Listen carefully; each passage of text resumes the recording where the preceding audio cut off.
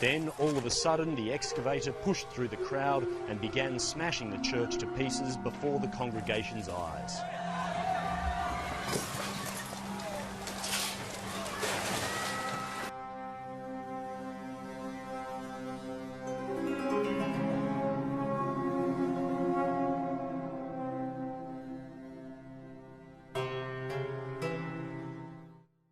무스티카, 혹시 어제 뉴스 봤어?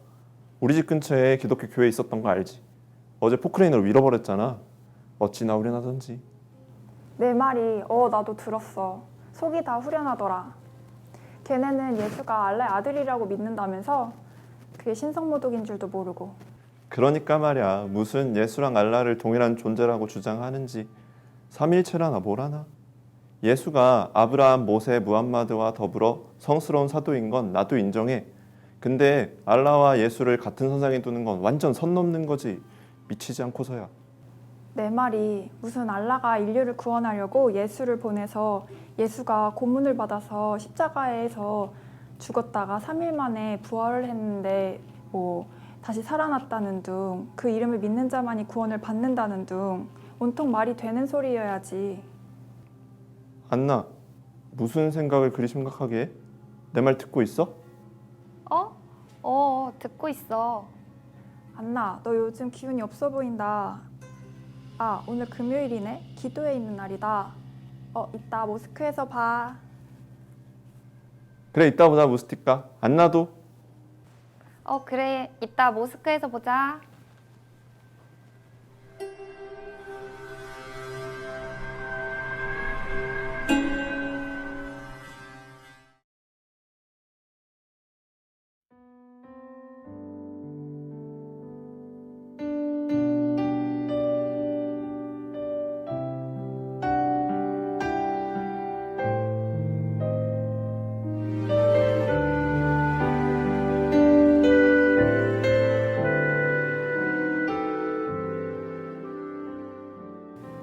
나는 예수 그리스도가 나의 유일한 구세주임을 믿는데 이렇게 무슬림 친구들 사이에 껴서 무슬림인 척 살아가고 있어. 금요일마다 모스크에 가서 이슬람 기도회도 드리고 있고 이런 나 여호와께서 어떻게 생각하실까? 이런 나 구원 받을 수 있을까?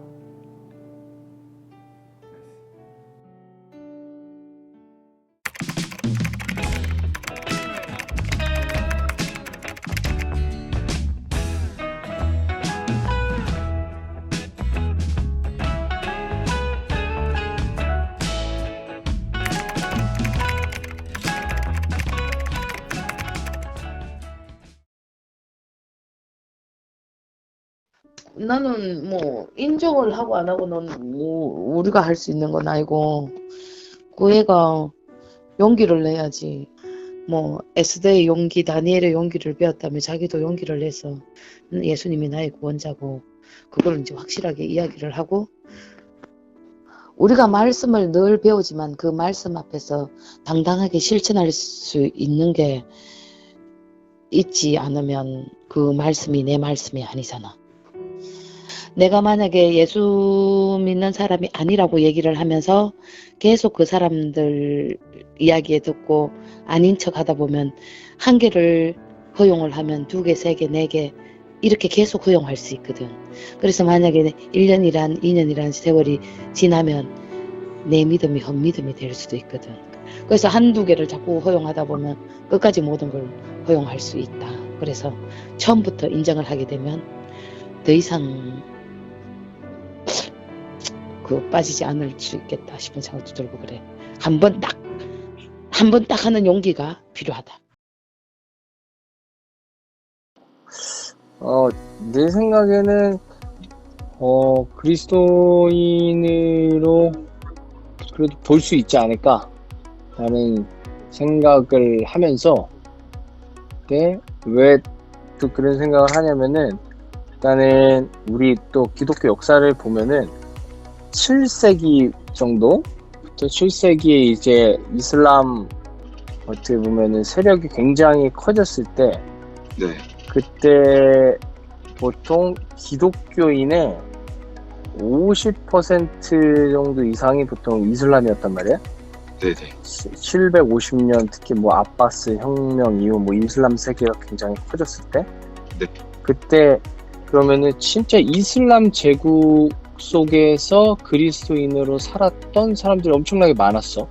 네.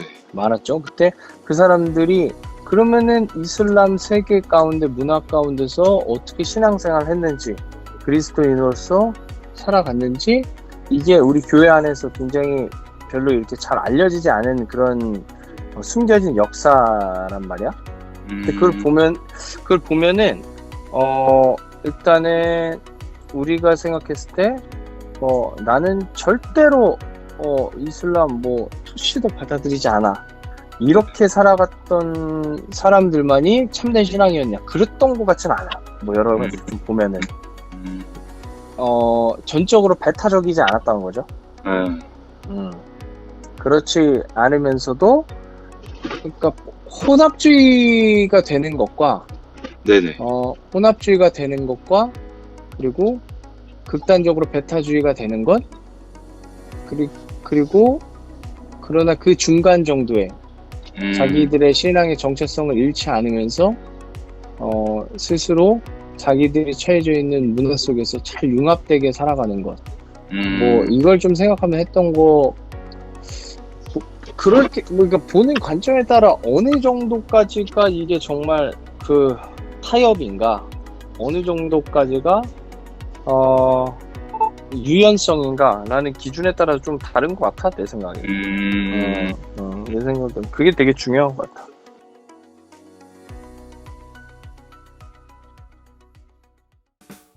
안녕하세요.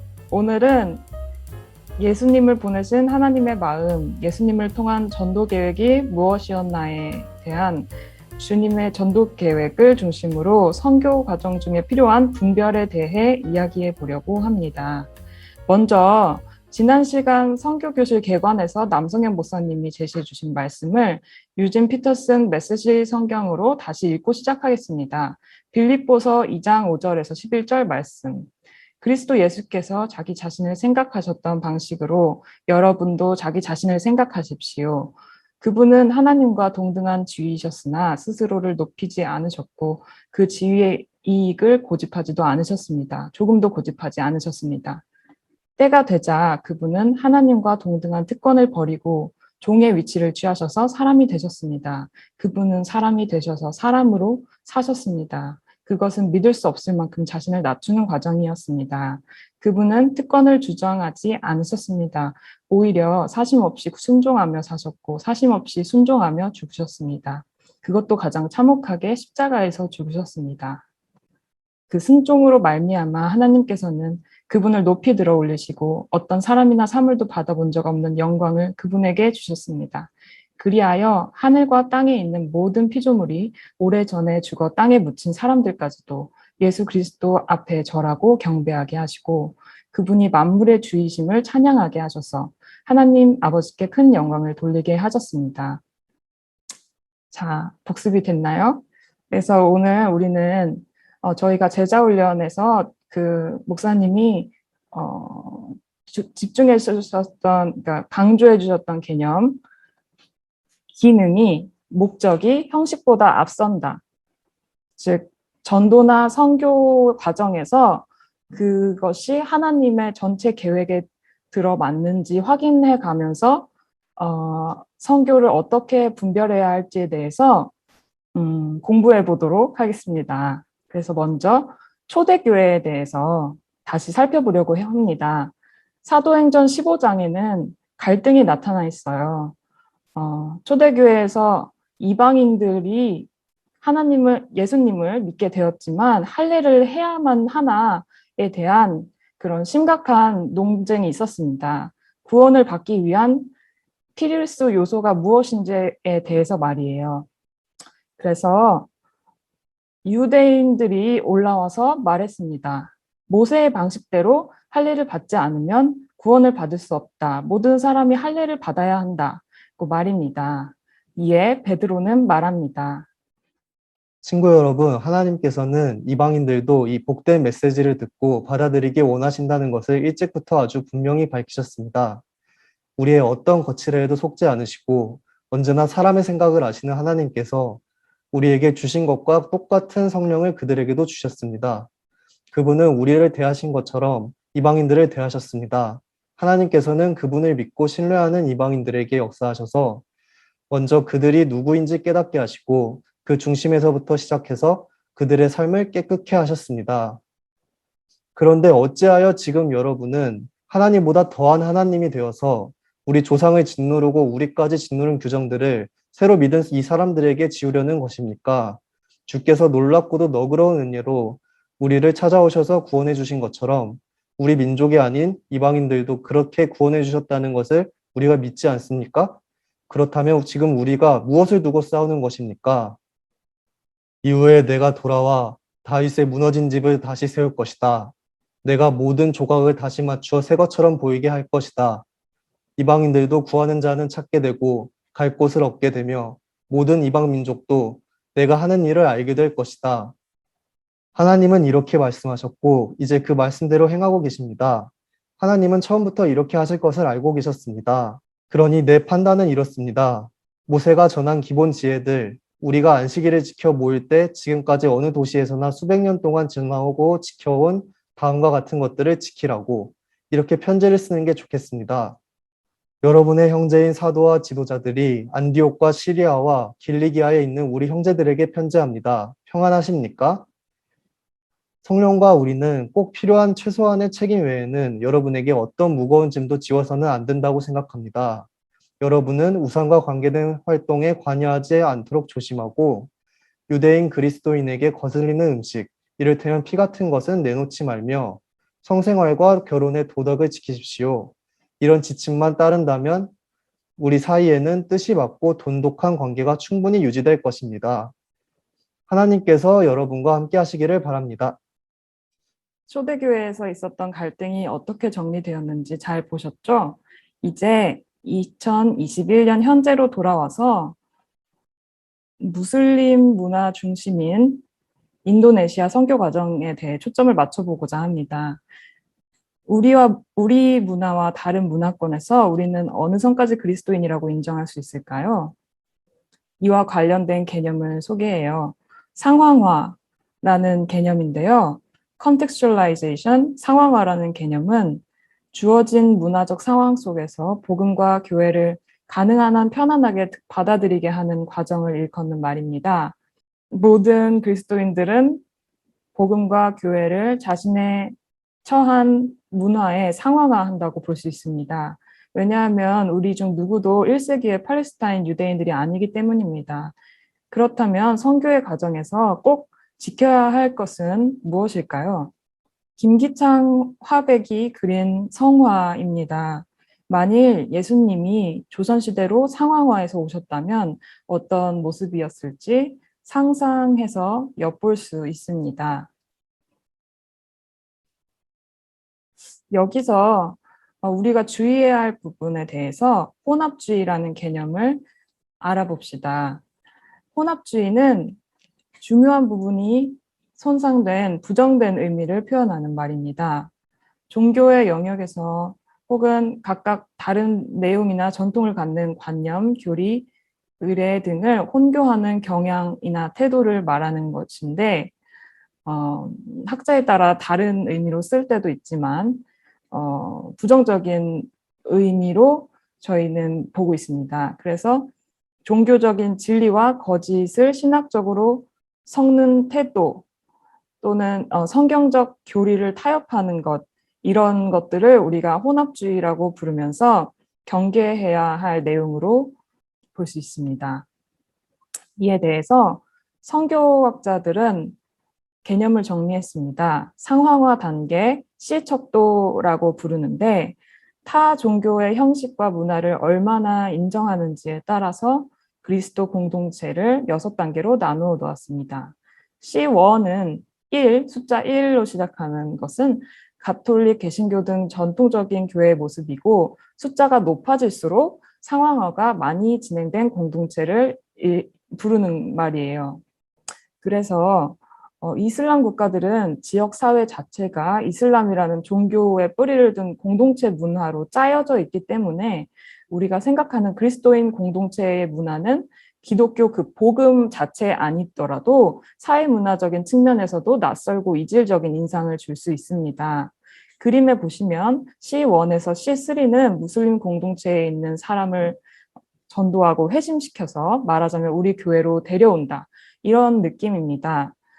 extractionism이라고 하고 빼내기라고 번역을 하기도 했습니다. 그 경계인 C3에서 4 이것을 상황화 선교라고 볼 수 있고요. 이 C4에서 C6로 이 걸쳐지는 부분에는 예수님을 믿게 된 회심자가 기존 이슬람 공동체에 머무는 상태를 부르는 단계입니다. 지금부터 상황화 스펙트럼을 자세히 살펴볼 건데요. 다시 현우가 설명드리겠습니다.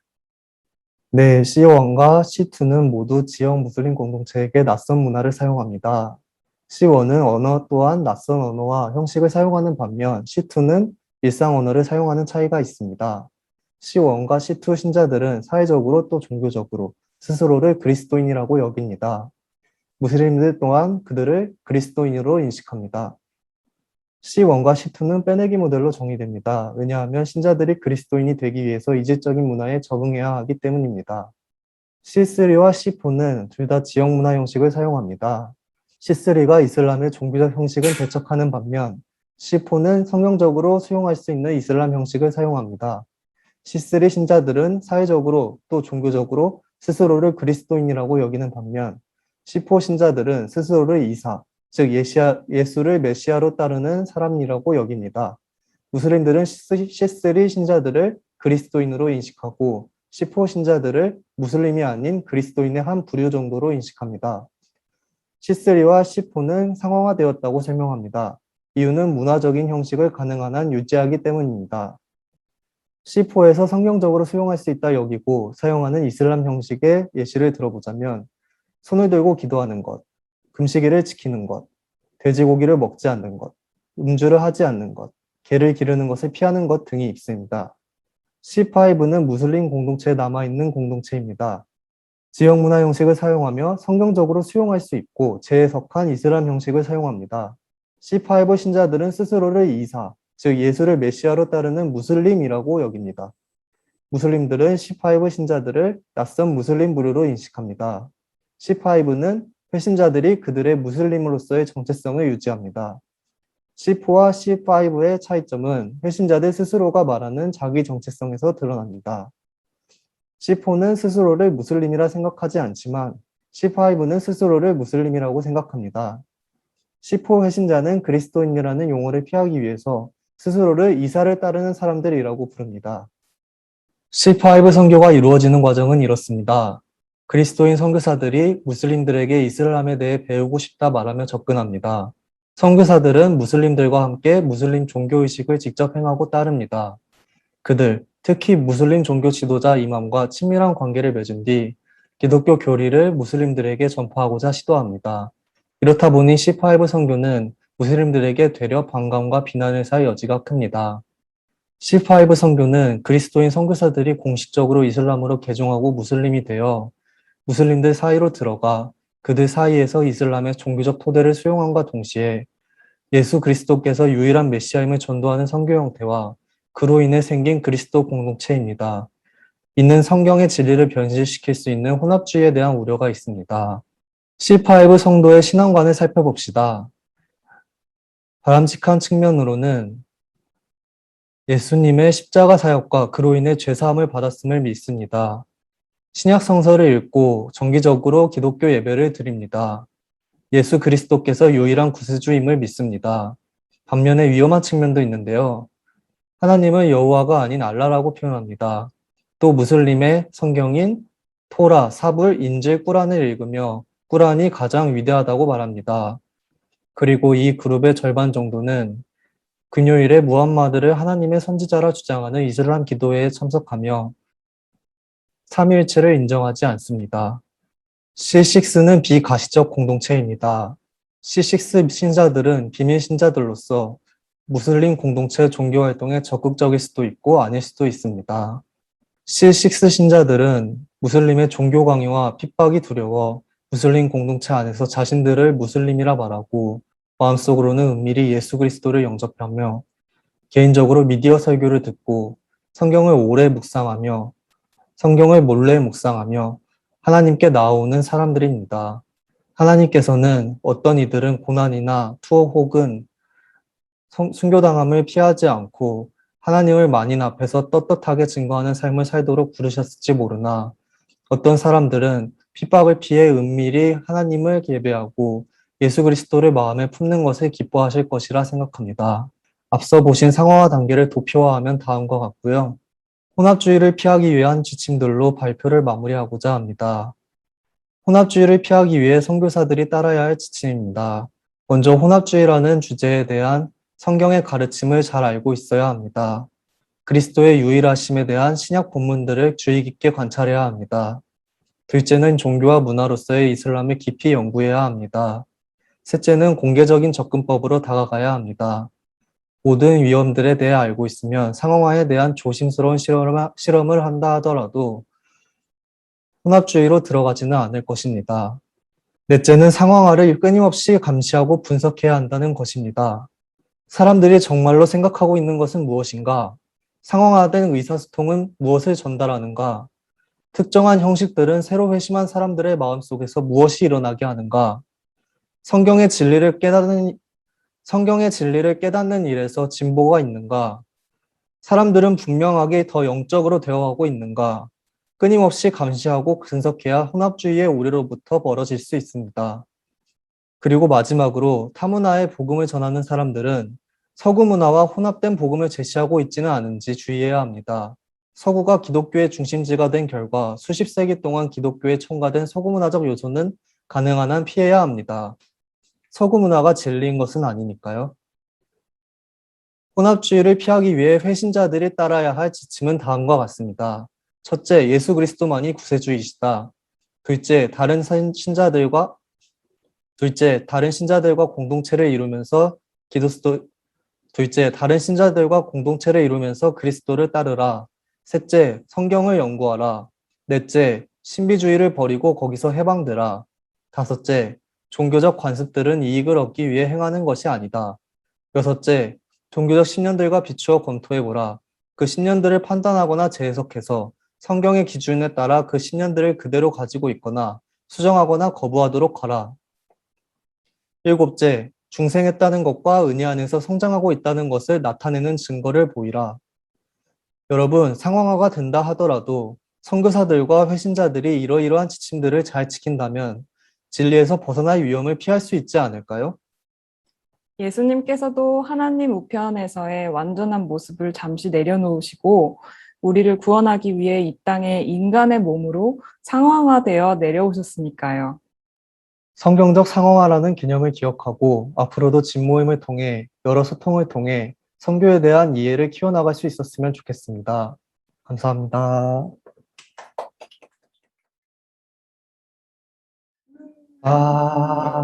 해냈다.